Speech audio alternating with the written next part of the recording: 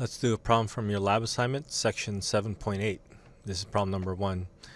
They want us to find the area under the curve y is equal to 35 divided by x cubed from x is equal to 1 to x is equal to t. And then they want us to evaluate the area under the curve for t is equal to 10, 100, 1000.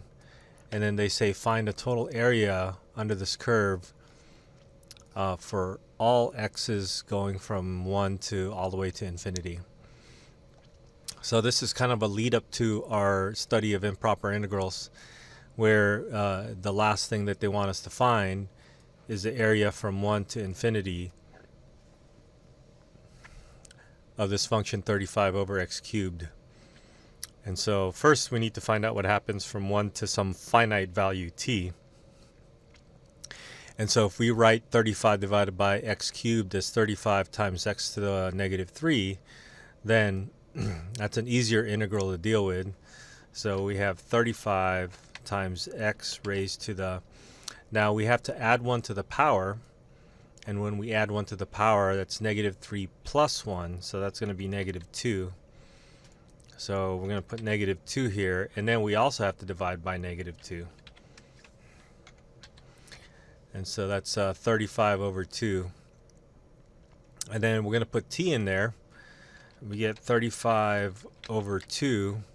And then t squared goes in the bottom.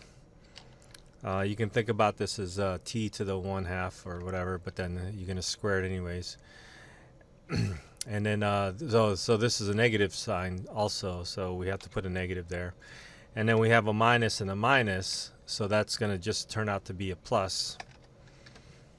And then that's when we put 1 in there, we're just going to get 35 over 2. So this is your area function in general as a function of t. if you're finding the area from 1 to t.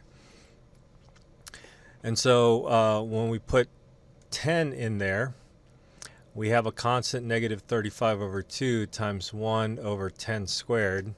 So let's go ahead and put 100 there. And then they want us to figure out what this is equal to.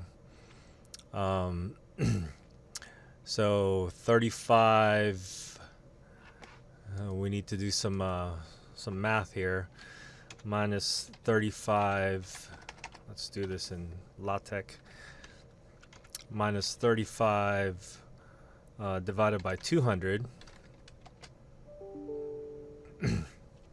plus, and we have 35 divided by 2. So it looks like a common denominator. I could probably reduce this a little bit. Let's reduce this by 5. So let's rewrite it over here.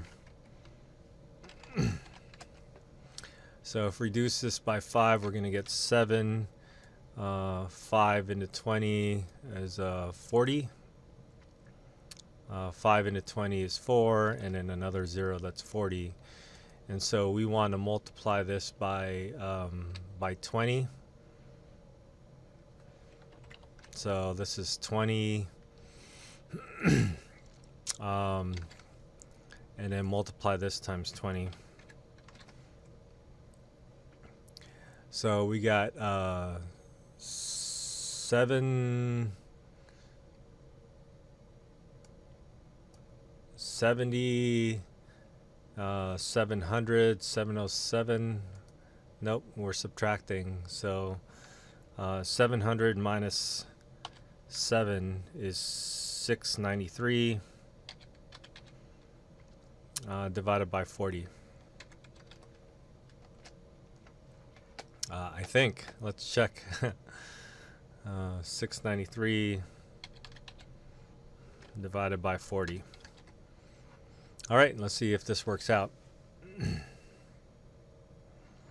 Looks like they went to decimal form here, but we still got it correct, so I think that's good. Now they want us to figure out what happens when t is equal to 100. So we need to put 100 in here. I actually have a graph of this going on in Desmos, so let's take a look at the graph.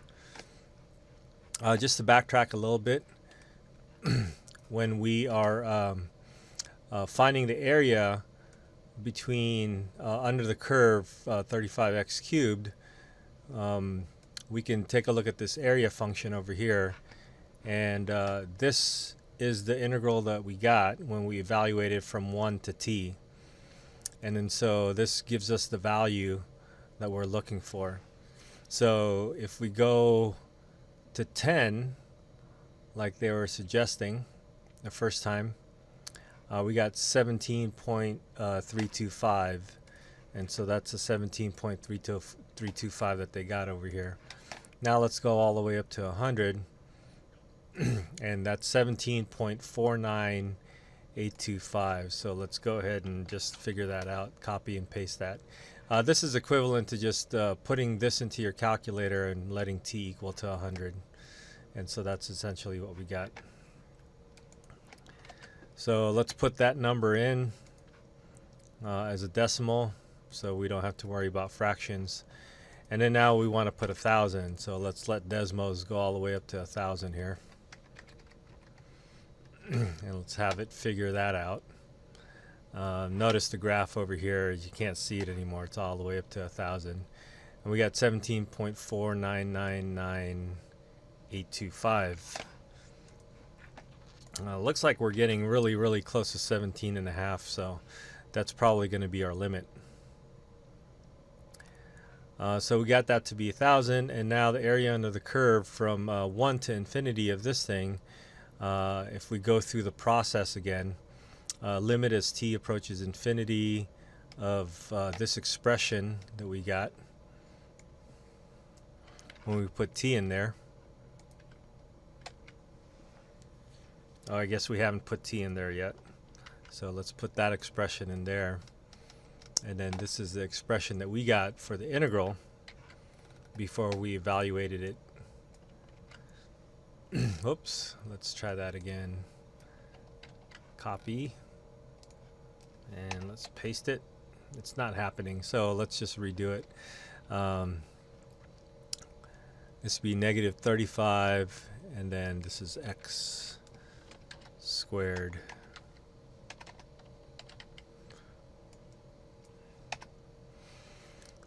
I think that was the expression, more or less. So this is the antiderivative. We evaluate from t when x goes from 1 to t. So we put t in there first. So that's a negative 35 over 2t squared, and then we put 1 in there. We get 35 over 2, and we take the limit as t goes off to infinity, and when t goes off to infinity, this expression will go to 0. So this will go to 0, and so this whole thing will approach 35 over 2. 35 over 2, and that is basically 17.5, and that's our value. Okay, I hope that helps.